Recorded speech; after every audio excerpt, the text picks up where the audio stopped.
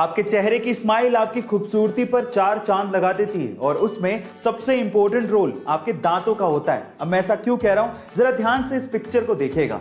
जब सबसे पहले आपने इस पिक्चर को देखा तो आपकी नजर सबसे पहले किस चीज पर गई?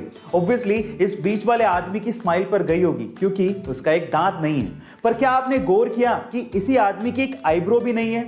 गाइस, आपने आईब्रो पर गौर तक नहीं किया।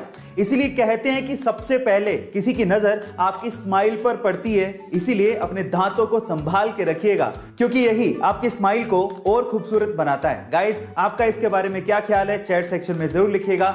बड़े सपने अमीरी के मोहताज नहीं होते। अगर आप शिद्दत से चाहें तो कुछ भी पा सकते हैं। कुछ ऐसी कहानी है मुंबई के समंदर किनारे बांद्रा के स्लम में रहने वाली मलीशा खारमा की।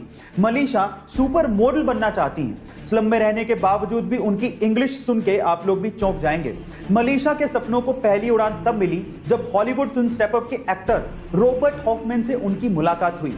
मुंबई घूमने आए रॉबर्ट हॉफमैन इस बच्ची से इतना प्रभावित हुए कि उन्होंने इस बच्ची का इंस्टाग्राम पे अकाउंट बनाया, अपने साथ कुछ वीडियो शूट की और उसके बाद इंस्टाग्राम पे अपलोड की और फिर इस बच्ची को प्रिंसेस ऑफ स्लम नाम भी दिया। और आज इस बच्ची के इंस्टाग्राम पे 1.5 लाख से ज्यादा फॉलोवर्स हैं। और तो और एक फैशन मैगजीन ने मलीशा को उसके कवर पेज पर जगह भी दी। गाइस, वो उसके लिए सबसे सुनहरा दिन था।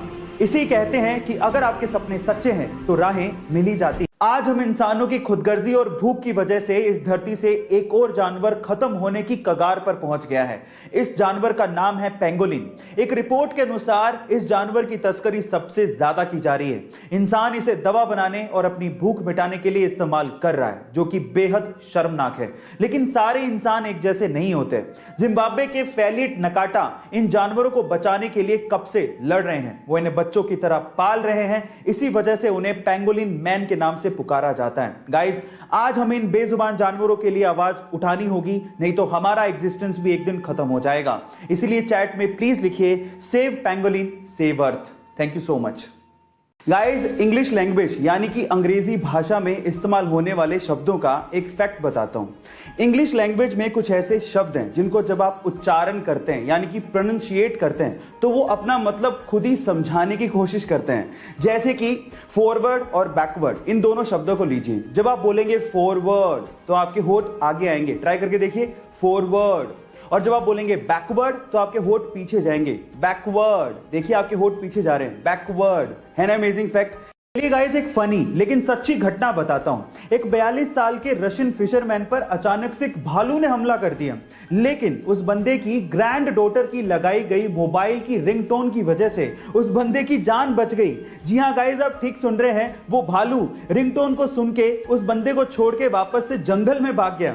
पर सवाल यह है कि वो रिंगटोन आखिर थी कौन सी? तो चलिए मैं आपको बताता हूं। वो रिंगटोन थी जस्टिन बीबर के गाने बेबी की। गाइस, बेबी गाने को अपने मोबाइल में सेव कर लीजिए, क्या पता आपको भी किसी को भगाने में वो मदद कर दे। ये गाइस, एक खबर सुनाता हूं जिसे सुनने के बाद आपको बहुत प्राउड फील होगा। क्या आपको पता है कि साल 2006 में टाइम्स मैगजीन ने मुझे times person of the year award के लिए चुना था? जी हां गाइस, मैं मजाक नहीं कर रहा हूं, ये सच है। साल 2006 में मुझे times person of the year award के लिए चुना गया था। और सिर्फ मुझे ही नहीं, आपको भी, आपके साथ वालों को भी और सबको times person of the year award के लिए चुना गया था। एक्चुअली साल 2006 में टाइम्स मैगजीन ने दुनिया के हर एक इंसान को times person of the year award के लिए चुना था। है ना अमेजिंग फैक्ट? चाहे तो आप गूगल पे सर्च भी कर सकते हैं और अगली बार आप भी किसी को भी कह सकते हैं कि आपको 2006 में ये अवार्ड मिला था। ऐसे अमेजिंग फैक्ट्स के लिए YouTube पे हमारे चैनल को सब्सक्राइब कर लीजिए और अगर आप इंस्टाग्राम पे देख रहे हैं तो मुझे फॉलो करना मत भूलिएगा। मिलते हैं अगली वीडियो में।